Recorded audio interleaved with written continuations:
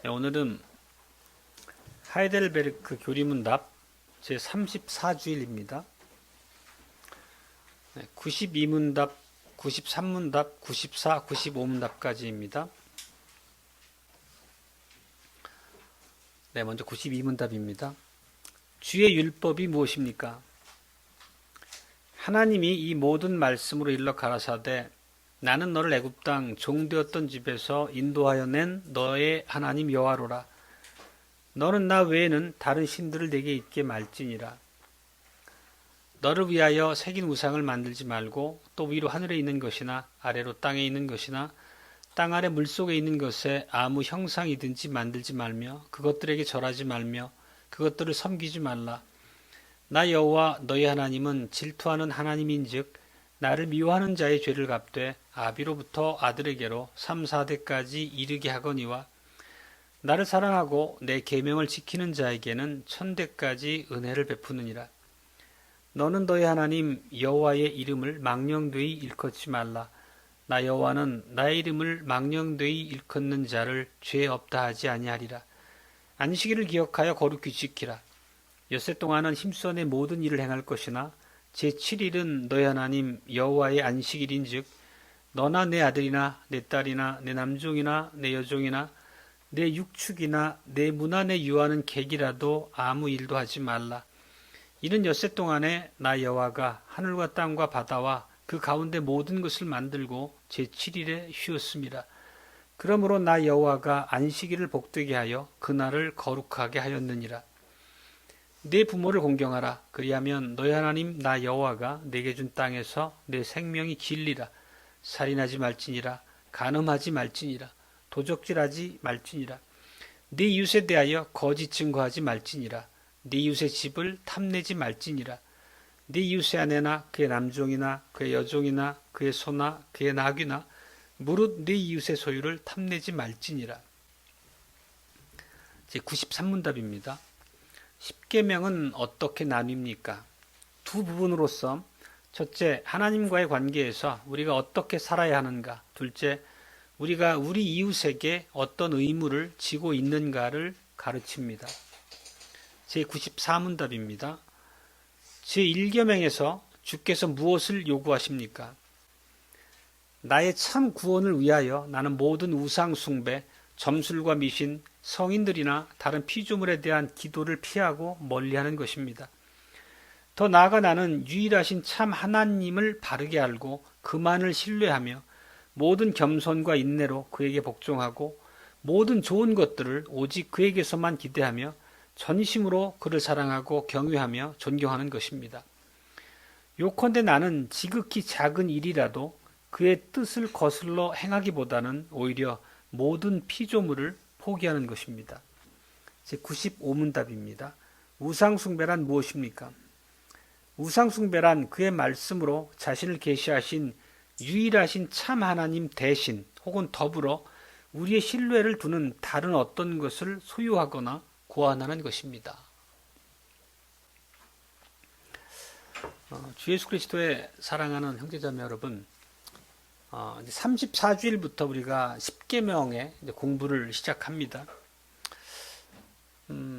십계명에 대한 내용으로 들어가기에 앞서 이 십계명이 배치된 위치도 우리가 한번 눈여겨봐야 됩니다. 십계명은 인간의 죄와 비참을 다루는 일부에 두지 않고, 다시 말씀드리지만 구원받은 자의 감사를 다루는 그 3부에 배치되어 있습니다. 이 자체도 간단한 것이 아니고 우리가 충분히 집중해서 이해해야 될 어떤 신학적인 함의가 있습니다. 왜냐하면 십계명이라고 하는 게 구원을 얻기 위해서 우리가 지켜야만 할 무거운 짐으로서 여기는 그런 오류들이 있는데 전혀 그렇지 않다는 것을 말씀하고 있는 거죠. 그 반대로 이미 예수 그리스도 안에서 구원받은 자들이 어떻게 살아야 되는지, 또 하나님께 대한 사랑과 감사를 어떻게 표현해야 되는지에 대한 이정표와도 같은 게 십계명이다 하는 말씀입니다. 이정표라고 하는 것은 내가 목적지를 갈 때 길을 잃지 않도록 나를 안내해 주는 역할을 하잖아요. 그러니까 그러니까 하나님의 백성답게 사는 그 길에서 우리가 이탈하지 않고 온전하게 그 길을 행할 수 있도록 내비게이션처럼 우리를 안내하는 그런 역할로서 십계명을 이해하는 게 합당하다는 뜻입니다. 그렇지만 우리가 교회 다니는 많은 성도들도 십계명의 성격을 잘못 이해하기도 하죠. 또 혹은 뭐 오늘날 율법은 예수님의 그 구원을 통해 믿음의 방식으로 바뀌었기 때문에 이미 다 시효를 다했습니다 라고 엉뚱한 방향으로 율법에 대한 그 오해를 하는 사람도 있죠. 또 반면에 그 정도까지는 아니지만 십계명의 내용을 읽어보고 하라 하지 말라라고 하는 수많은 규칙의 목록이 쭉 나열되니까 이거는 참 내가 하나님의 백성으로 사는데 나를 참 힘겹게 한다 라고 하는 내 자유를 빼앗아가는 족쇄처럼 오해하는 경향도 일부 있죠. 하지만 이것은 계명에 대한 전혀 바르지 않은 그런 이해입니다. 하나님께 주신 이 십계명은 우리의 자유를 빼앗는 게 아니라 오히려 참된 자유 안에서 우리를 살게 해주시는 거죠.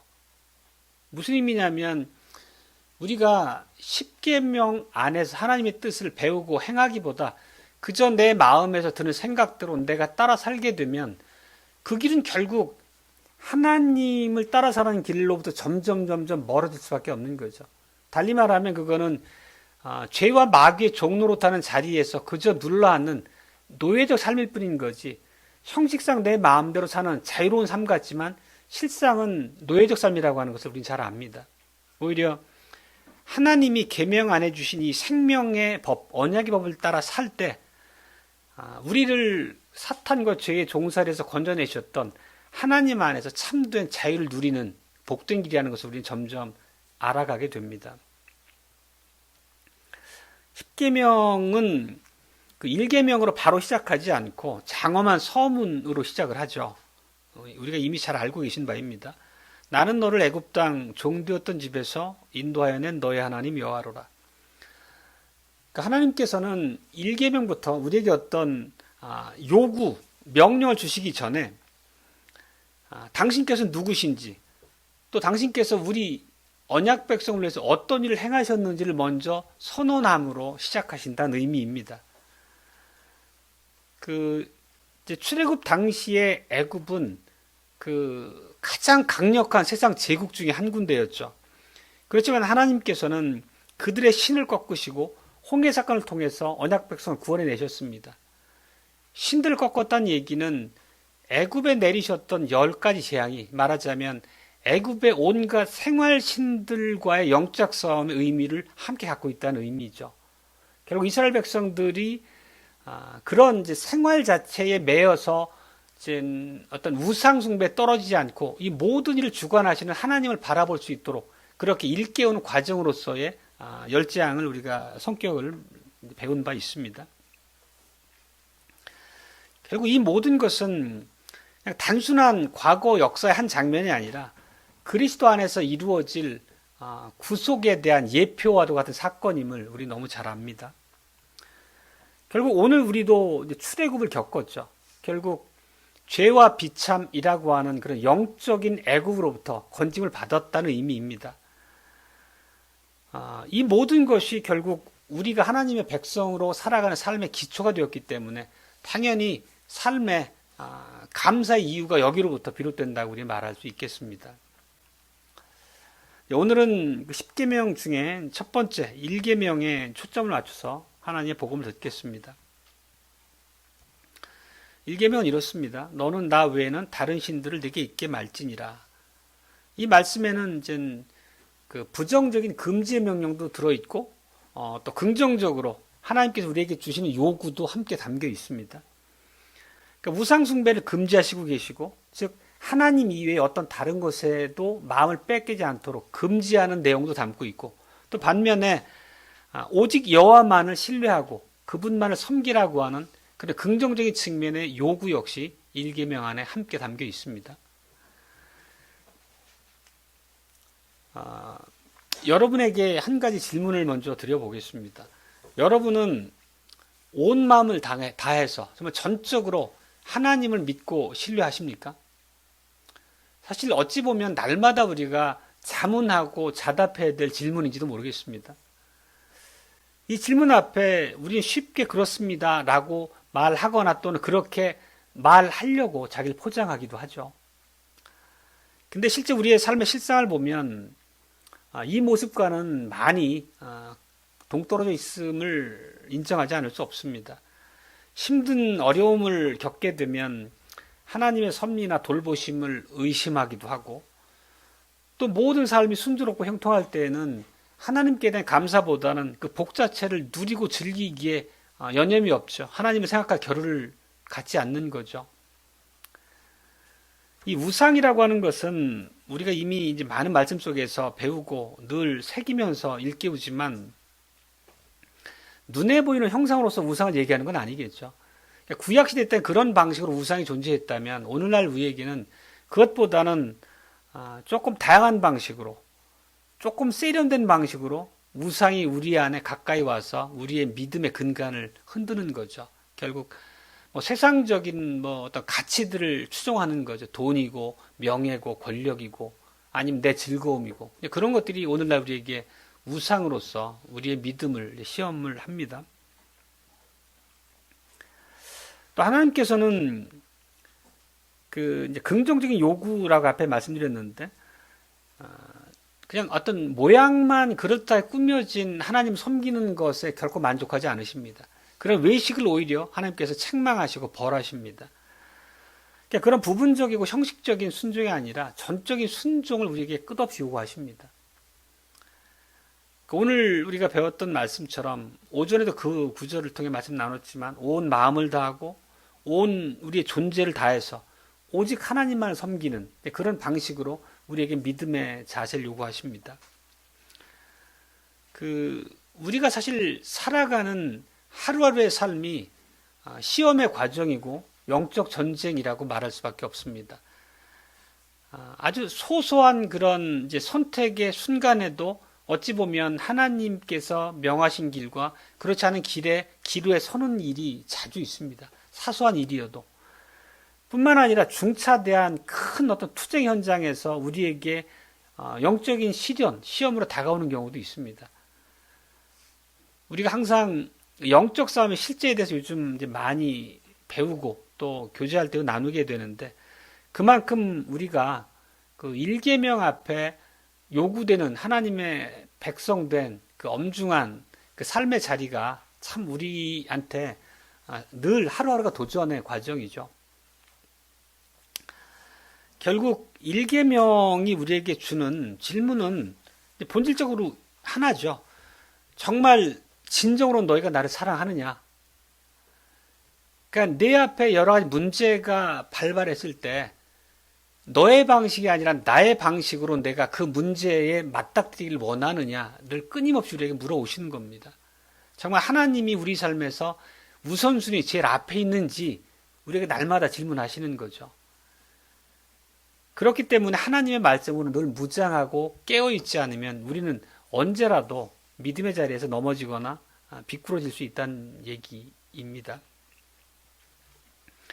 오늘 첫 번째 대지는 오직 여호와만을 섬겨야 한다는 의미입니다.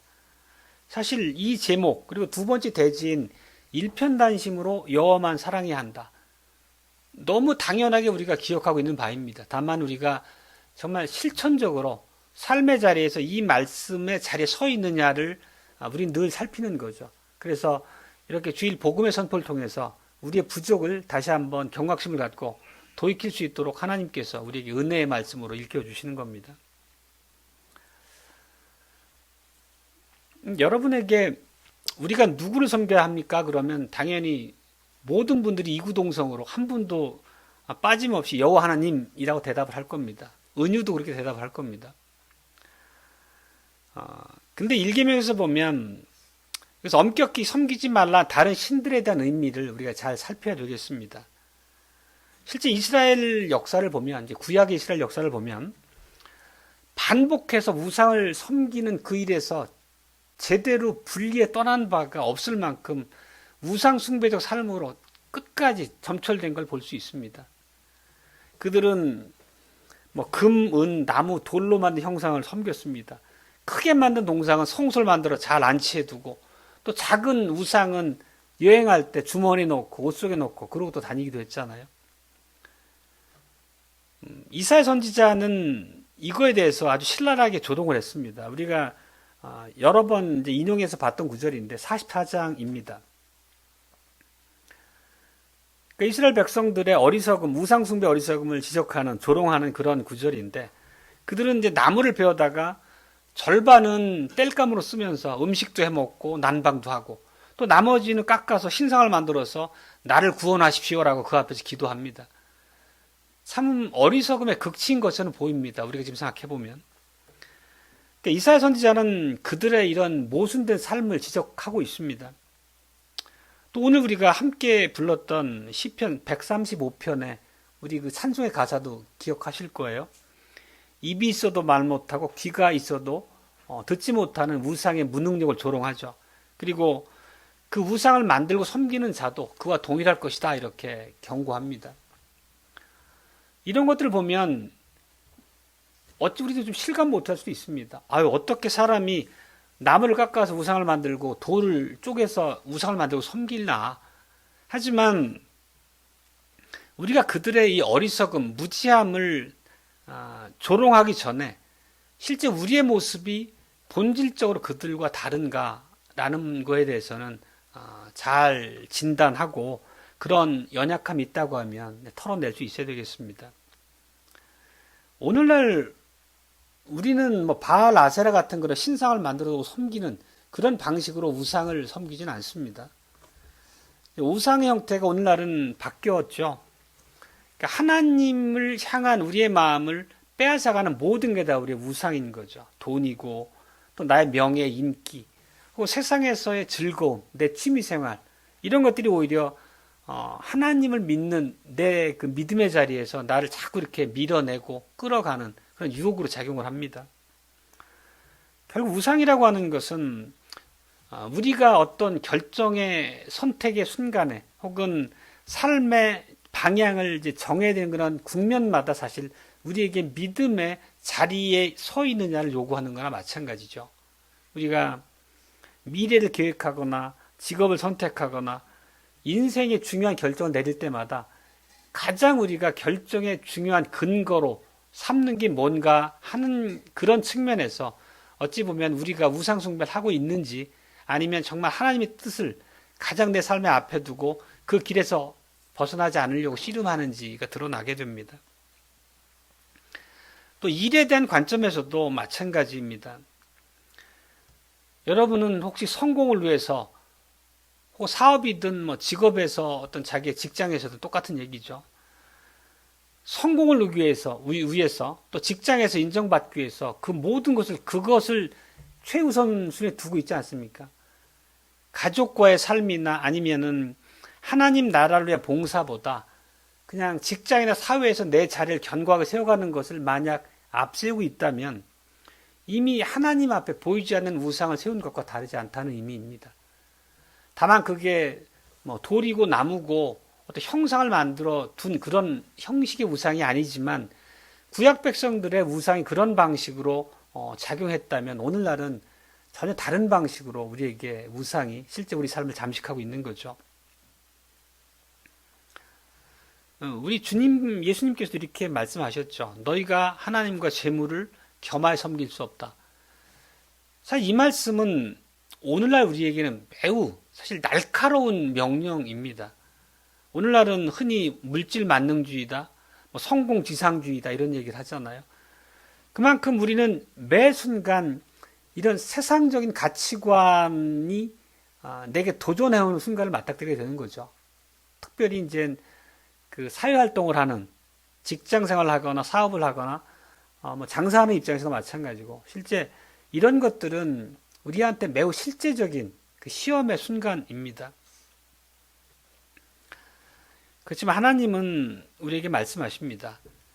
나 아니면 모든 게 우상숭배다. 중간은 없다는 얘기를 늘 우리에게 진리의 말씀으로 선언하십니다. 거기에 타협의 여지를 두지 않으시죠. 오늘 이제 95문답은 우상숭배를 이렇게 정의했습니다. 유일하신 참 하나님 대신 혹은 하나님과 겸하여 우리의 신뢰를 둘 무엇인가를 소유하거나 고안하여 만들어내는 것이라고 정의했습니다. 결국 이 말씀의 의미는 하나님을 여러 선택지 중에 하나가 아니라 유일한 중심에 두지 않으면 우상숭배란 얘기입니다.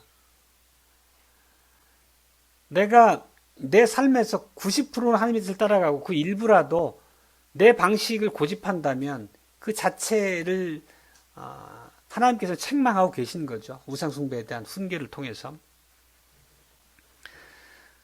그렇다고 우리가 하나님의 복과 세상에서 성공이 우리하고 무조건 거리가 멀다는 의미로서 드리는 말씀은 아닙니다. 하나님께서 우리에게 물질의 복도 주시고 세상에서 성공도 주십니다. 물질과 성공 자체가 악이라는 의미는 아닙니다. 그렇지만 문제는 그 자체가 죄라는 의미가 아니고 우리의 신뢰를 어디에 두느냐의 문제라는 얘기를 지적하는 거죠. 우리가 디모데전서 말씀 중에 돈을 자랑함이 일만하게 뿌리다 이렇게 얘기하잖아요. 돈은 그 자체로 악이 아닌 거죠. 중립적인 거죠. 가치면에서. 그렇지만 돈을 사랑하는 것은 이미 하나님 앞에 돈을 두었다는 의미로서 우상 숭배라고 책망하시는 말씀이죠. 결국 우리가 하나님 주신 이런 복을 누림에 있어서도 합당한 믿음의 방식이 있다는 얘기를 드리는 겁니다. 만약에 그럼 우리의 합당한 방식과 자세를 외면하고 복 자체를 누리는 그 일에만 탐닉하다 보면 결국은 우리 인생에서 하나님 점점점 이제 변두리로 밀려나게 되는 것입니다. 그리고 일계명은 아까 지금까지 주로 이제 금지란 측면을 말씀드렸다면 우리에게 전적인 헌신을 요구한다는 측면도 우리가 분별해서 이해해야 되겠습니다. 우리 삶의 모든 영역에서 유일한 주권자이신 하나님을 인정하라. 그런 뜻이죠.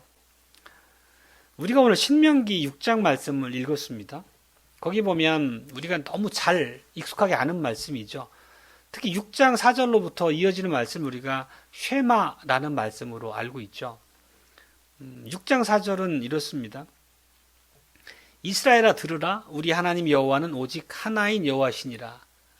이 들으라는 말씀의 히브리어 단어가 쉐마잖아요. 근데 단순히 들려진 소리를 들으라는 의미가 아니라 하나님의 말씀을 경청하고 그 들은 말씀을 이해하고 삶으로 순종하라는 그런 종합적인 의미를 다 담고 있는 단어가 쉐마라고 우리는 이제 기억합니다. 많이 나눴었죠. 그래서 보통 우리가 6장 4절로 9절을 쉐마의 말씀이라고 하는데 5절로 9절을 보면 6장 4절에 이런 신앙 고백이 어떠한 순종의 삶으로 이어져야 되는지를 쭉 이어나가는 거죠. 다시 보겠습니다. 신명기 6장 5절로 9절입니다. 너는 마음을 다하고 성품을 다하고 힘을 다하여 네 하나님 여호와를 사랑하라.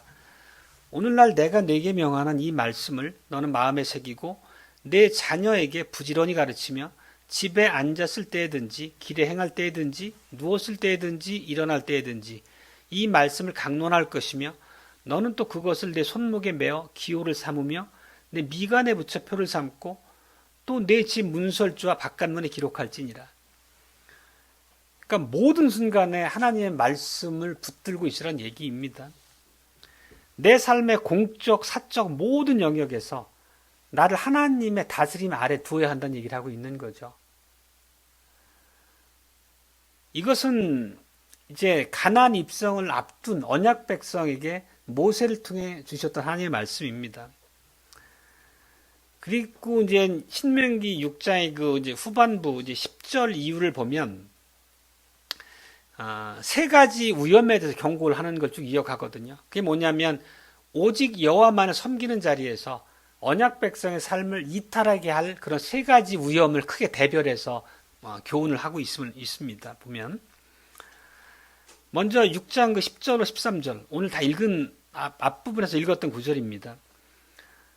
그 우리를 믿음의 자리에서 떨어지게 할 수 있는 그 위험의 첫 번째 요소로 번영, 풍요로움, 내 삶이 부족한 게 없을 때 믿음의 자리에서 넘어질 수 있음을 경고합니다. 거기 보면 그런 구절들이 쭉 있습니다.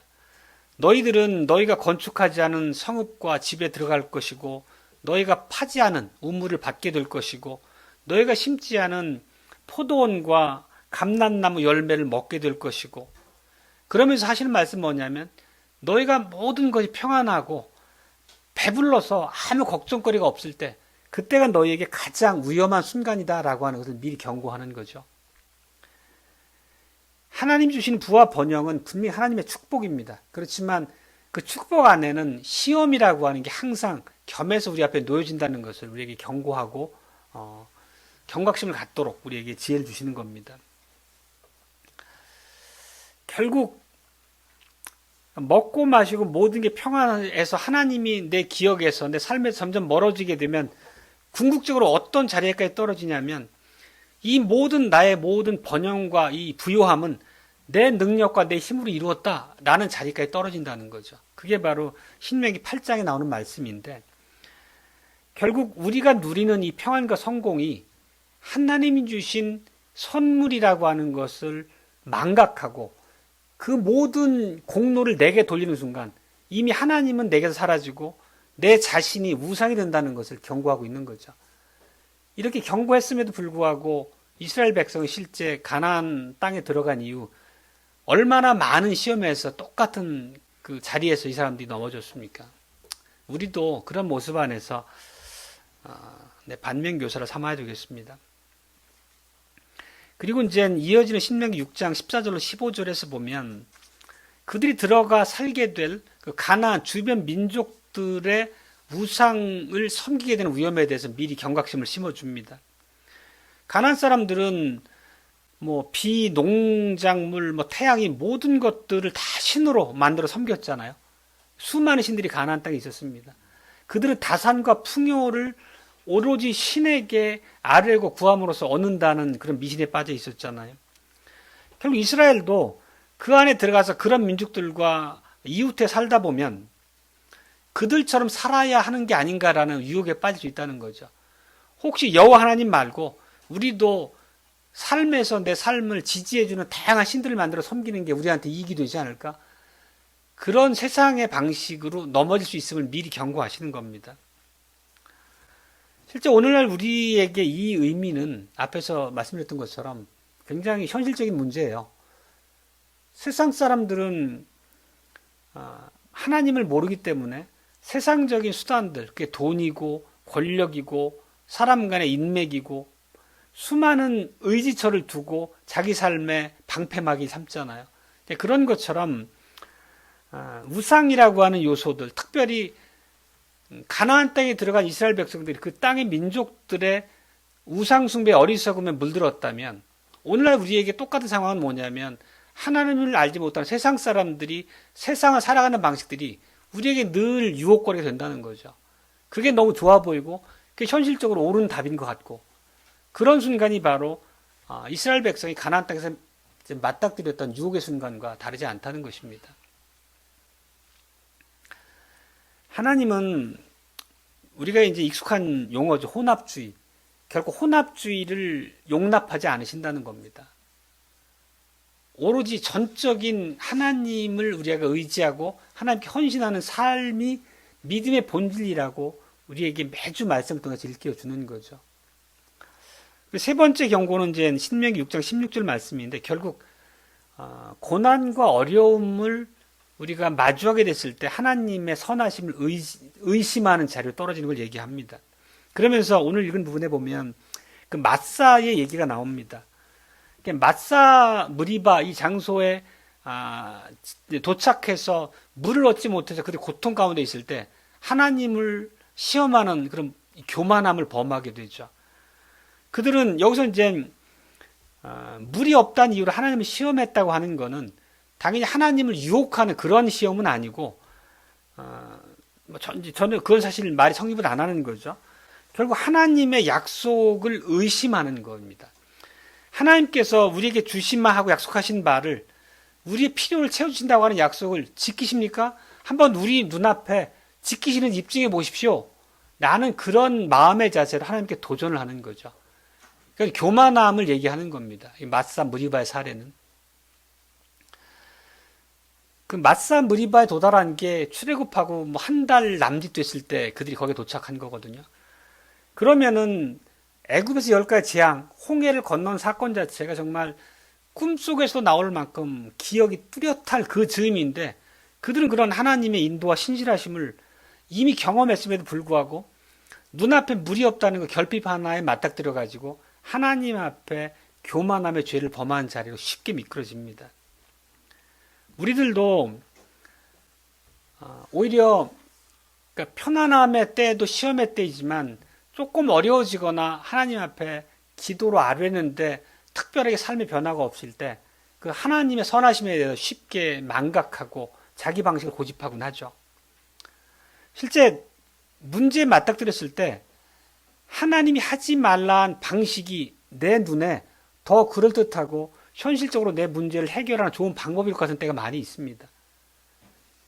근데 그때는 하나님보다 내가 지혜로운 척하면서 내가 판단하기 좋은 방법으로 문제를 해결하려고 하는 경우가 얼마나 우리에게 많습니까? 똑같이 지금 가나안 입성을 앞두고 있는 이스라엘 백성에게 주신 그 말씀의 의미가 본질적으로 오늘날 우리에게 주신 영적인 경각심을 일깨우는 상황과 다르지 않다는 것을 우리는 보게 됩니다. 이런 믿음의 시련의 때마다 우리가 쉽게 미끄러지는 게 우리 연약하고 비참한 현실임을 우리가 깨닫고 더욱더 말씀, 그 진리 안에 우리가 각성하고 바로 서야 되겠습니다. 바꿔 얘기하면 이 일계명이라고 하는 게 우리 스스로의 힘만으로는 절대 지킬 수 없을 만큼 우리의 연약함에 대해서 인정하고 하나님께서 내게 두신 방식을 선한 길을 어떻게든 붙잡고 그 길에서 떨어지지 않도록 하는 그런 씨름이 필요하겠습니다. 바로 우리에게 주신 예수 그리스도를 말씀드리고자 합니다. 주님께서는 우리 구원을 위해서 하나님의 모든 계명을 완벽하게 순종하셨습니다. 오늘 우리가 읽은 마태복음에 보면 이제 공생애를 시작하는 시점에서 예수님은 이 마귀의 시험과 이제 마주하게 됩니다. 거기 보면 세 가지 유혹이 등장을 하잖아요. 근데 세 가지 유혹의 본질이 다 일계명과 연관된 내용들입니다. 그 의미를 살펴보면 첫 번째로 이제 사단은 40일 금식 후에 굶주린 예수님께 만일 내가 하나님의 아들이여든 명하여 이 돌들이 떡덩이가 되게 하라 이렇게 얘기합니다. 내가 하나님의 아들이면 그 능력을 발휘해서 배고픈 줄인 배를 채워봐 이렇게 유혹하는 거잖아요. 그렇지만 예수님께서는 굶주림을 해결하기 위해서 신성을 남용하지 않았죠. 그 말의 의미는 우리에게 주신 은사를 사용하는 방식에 우리의 자세가 어떠해야 할지를 말한 것과 다름이 아닙니다. 결국 내 눈에 보기 좋은 대로 길을 택하기보다는 하나님이 주신 길이 가장 내게 좋은 길이고 우선으로 고려해야 될 방식이라는 것을 인정하라는 의미를 이 안에 담고 있습니다. 두 번째 사단은 성전 꼭대기로 예수님을 데리고 가서 만일 내가 하나님의 아들이여든 뛰어내리라 이렇게 하죠. 그래서 하나님의 보호가 너를 지키고 있다고 하면 뭐 죽지 않을 거잖아 이렇게 조롱하는 거죠. 이거는 어찌 보면 조금 전에 봤던 이제 무리바 마사에서 이스라엘 백성들이 그 무리 없는 결핍에 직면하자마자 하나님께 교만함으로 도전했던 바와 같은 국면이라고 이해할 수도 있겠습니다. 그렇지만 예수님께서는 하나님을 시험하길 거절하고 내 모든 순간을 다 하신 하나님께서 필요할 때 필요를 채워주시리라고 하는 그 신뢰로 마귀의 유혹에 넘어가지 않죠. 이것도 일계명과 관련된 시험으로 우리가 이해할 수 있겠습니다. 또 마지막 시험은 천하 만국을 줄 테니 절하라 이렇게 얘기를 합니다. 그때 예수님은 주 너의 하나님께 경배하고 다만 그를 섬기라는 이제 구약의 말씀을 인용해서 마귀를 물리칩니다. 말씀의 검으로 영적 싸움에서 이겨내신 거죠. 이 시험의 본질은 결국 예수님이 앞으로 고난의 길을 마주하고 걸어가셔야 됩니다. 그리고 십자가에서 죽으심으로 순종함으로 이제 만왕의 왕의 자리에 오는 영광을 취하게 되실 텐데 그런 고난의 순간이 없이 쉽게 영광을 취하라는 유혹과도 같은 거죠. 결국 하나님이 내신 합당한 방법을 외면하고 세상적인 번영을 추구하는 우리의 시험의 순간들과 흡사 대비될 만한 그런 이제 시험의 국면으로 이해할 수 있겠습니다.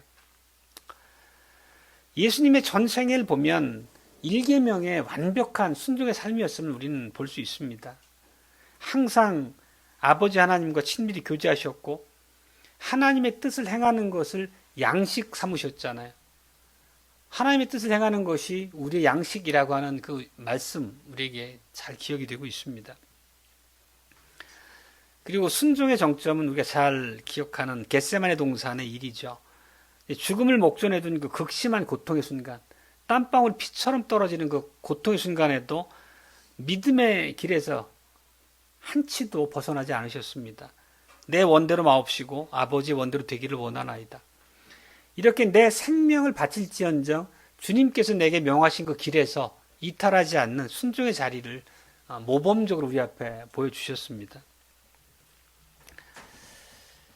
이렇게 하나님만을 최고의 가치로 두고 끝까지 중보자로서의 그 직분을 신실하게 완수하십니다.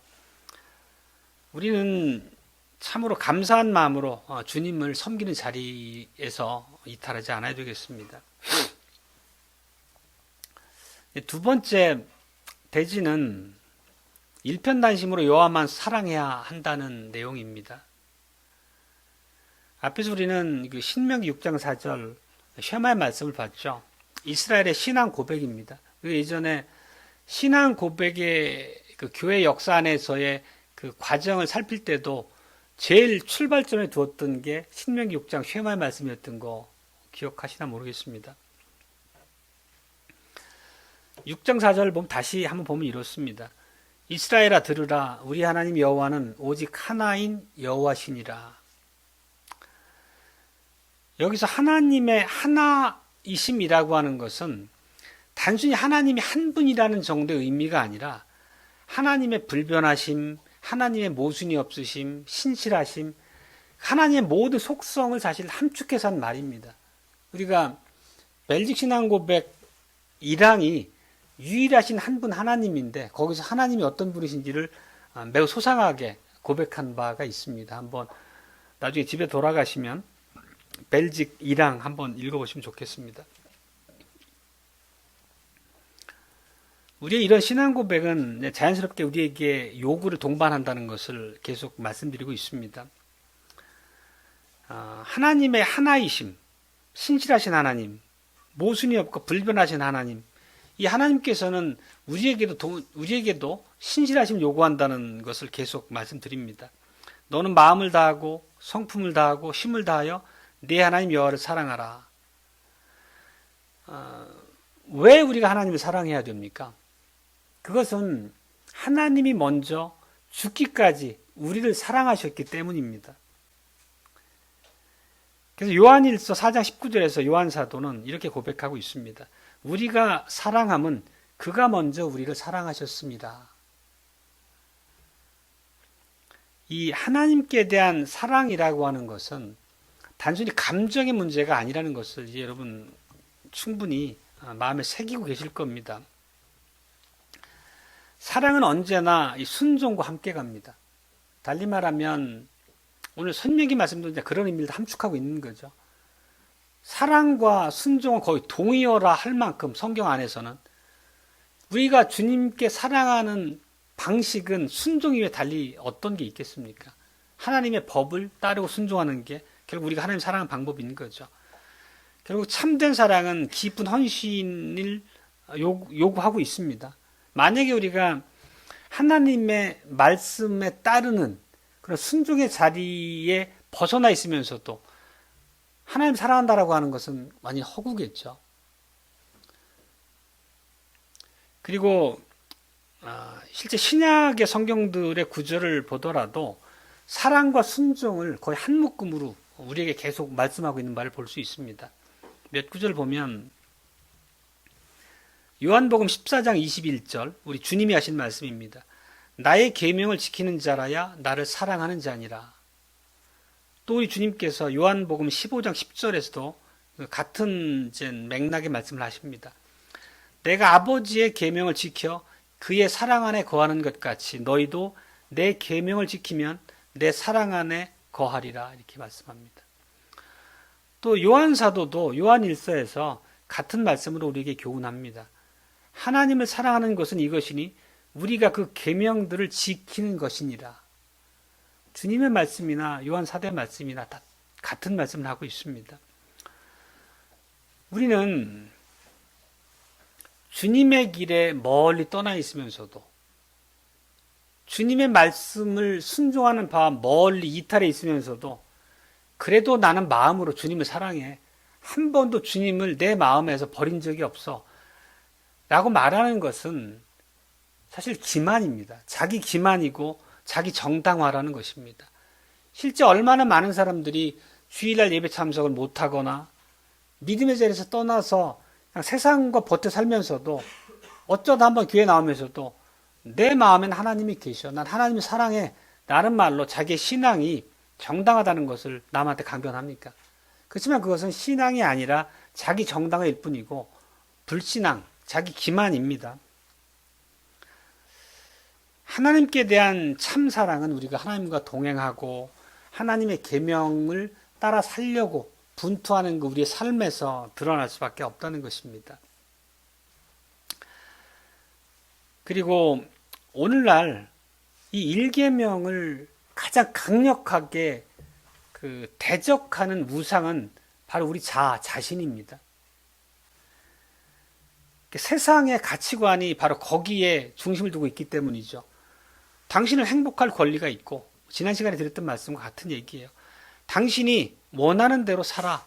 내 행복을 우선해야지. 세상 눈치 볼 거 없어. 내 인생의 주인은 너야. 내 인생의 신은 너야. 그런 말로 우리를 계속 일깨우잖아요. 말하자면 뉴에이지 사상이나 범신론이라고 말하는 것들이 이 자아숭배의 밑바탕인 겁니다. 결국 뉴에이지 범신론 대단히 어려운 철학적 사고 같지만 그 내용은 뻔하잖아요. 결국 자기가 자기 삶의 중심이 되고 자기의 욕심을 성취하는 게 삶의 목적이 되는 그런 세상적인 사고방식의 본질이 거기에 담겨 있는 거죠.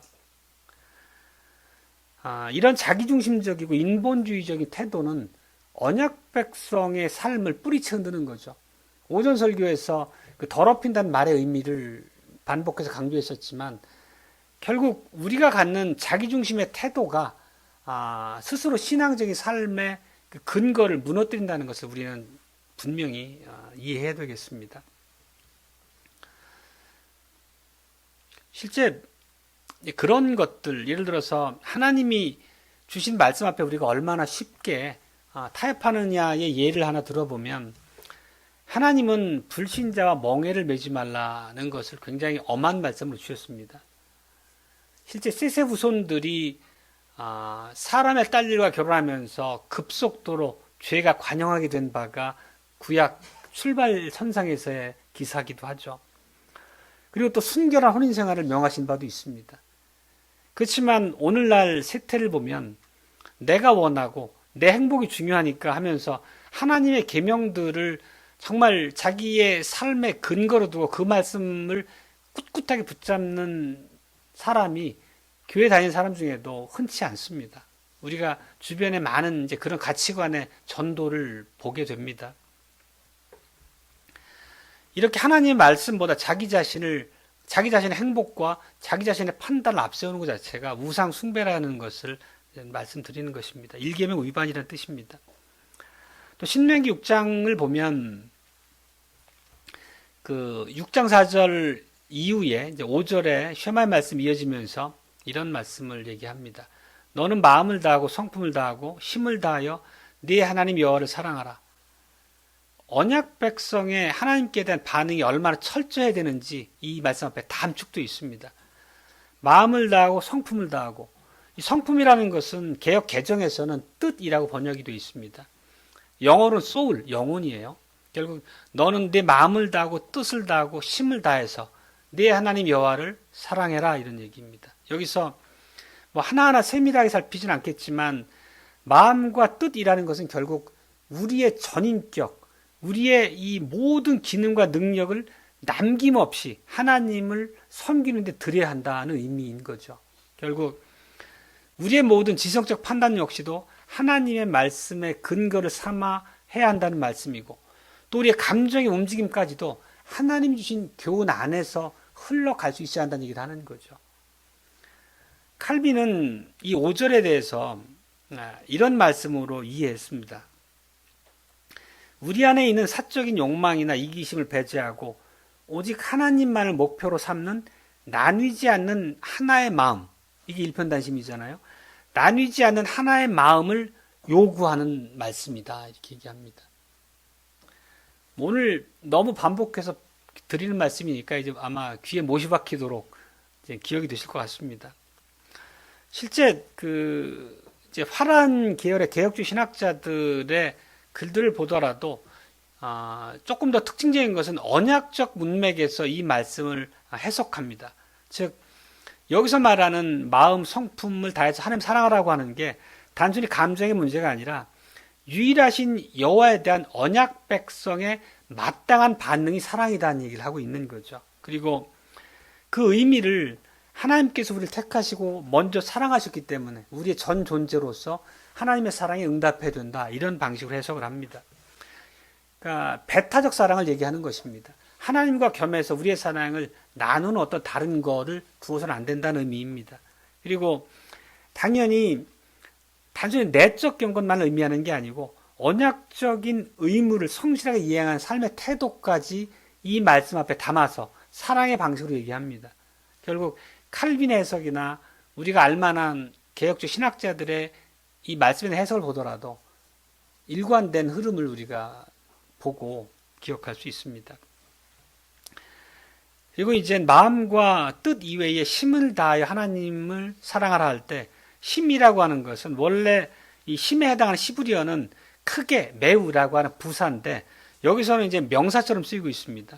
이 의미는 내가 가진 내 모든 소유를 쏟아 하나님을 섬기라는 의미를 강조하는 의미로 우리는 이해할 수 있습니다.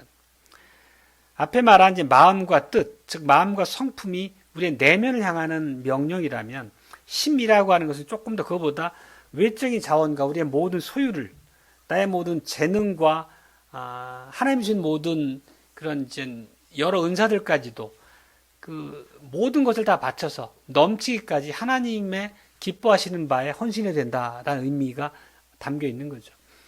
그러니까 실제 우리가 이 신명기 6장 5절은 아마 기억 못 하신 분 없을 거예요. 뭐 암송까지는 아니더라도 마음을 다하고 뜻을 다하고 힘을 다해서 하나님을 사랑하라, 이 말씀을 모르는 크리스천이 어디 있겠습니까? 다만 그 말씀이 실제적으로 우리 신앙의 삶의 현장에서 내게 하나님의 말씀으로 새겨져서 기억되느냐 하는 차원을 말씀드리는 거죠. 그러니까 이런 말씀 듣고 있으면 참 우리는 마음이 무거워지는 것을 느끼지 않을 수 없습니다. 그걸 좀 바꿔 얘기하면 겸손해질 수밖에 없다는 뜻입니다. 우리 자신의 힘으로는 이런 정도의 섬김에 도달할 수 없다는 것을 우리가 삶으로 너무 자주 경험하면서 하나님 앞에 죄송한 마음으로 서게 되죠. 그렇지만 앞서 말씀을 드렸지만 감사하게도 우리에게는 이 모든 계명을 완벽하게 순종하신 우리 주님이 계십니다. 주님께서는 이 땅에 계실 때 완벽한 순종으로 하나님께 헌신하셨습니다. 그리고 이제는 승천하셔서 우리에게 성령을 보내주셨죠. 우리에게 성신을 보내주신 바의 의미에 대해서는 오늘 말씀을 더하지 않겠지만 요약하자면 성령께서는 진리의 말씀으로 우리를 깨우치시고 우리를 하나님의 백성으로 살아가도록 준비시키십니다. 그리고 우리가 그 말씀에 순종의 능력을 발휘할 수 있도록 우리를 주장해 주시죠. 그러니까 부족한 가운데서도 항상 우리가 하나님의 뜻을 살피고 배워서 그 길에 서기 위해서 늘 싸우고 최우선 삼을 수 있도록 계속 우리를 주장해 주신다는 의미입니다. 우리가 중생의 은혜를 얘기할 때도 그런 말씀 드렸었지만 하나님의 은혜가 하나님의 말씀을 깨우쳐 주시고 그 말씀이 진리이므로 우리의 의지까지도 그 말씀에 일관되게 흘러갈 수 있도록 우리를 이끌어 주신다는 의미입니다. 물론 그럼에도 불구하고 우리가 완벽하게 그리스도를 섬길 수는 없습니다. 그렇지만 우리 안에 내주하시는 성령의 도우심을 힘입어서 우리가 하루하루 진실한 감사의 자리로 순종하는 그 일에 있어서도 성장하게 되고 믿음이 점점 더 장성한 분량까지 자라가는 것이 또 우리에게 맡겨진 하나님의 요구이기도 하고 우리가 싸워야 될 씨름이기도 합니다. 말씀을 맺겠습니다. 여호와 우리의 하나님은 한 분이신 하나님이십니다. 여호와 이외에는 우리에게 다른 하나님이 계시지 않습니다. 이 말씀은 결국 오늘 1계명에서 드렸던 말씀처럼 우리가 온 마음과 뜻과 힘을 다해서 하나님만을 사랑해야 될 충분하고도 유일한 근거요 이유가 거기에 있다는 것을 우리가 인정해야 되겠습니다. 그렇다면 우리가 나뉘지 않는 마음으로 즉 일편단심으로 우리의 전 인격, 우리의 모든 힘을 다해서 우리에게 주신 모든 것으로 주님께 헌신하며 주님을 사랑하는 삶을 실천하며 살아가야 하겠습니다. 그리고 의무감이 아니라 기쁨과 감사한 마음으로 주님 섬기는 자리에 서 있어야 되겠습니다. 우리가 성령의 도우심을 의지하고 또 성령의 인도하심을 따라서 날마다 한 분 하나님만으로 만족하고 섬기는 그런 복된 언약 백성의 자리에 견고하게 서서 살아가시기를 바랍니다. 아멘.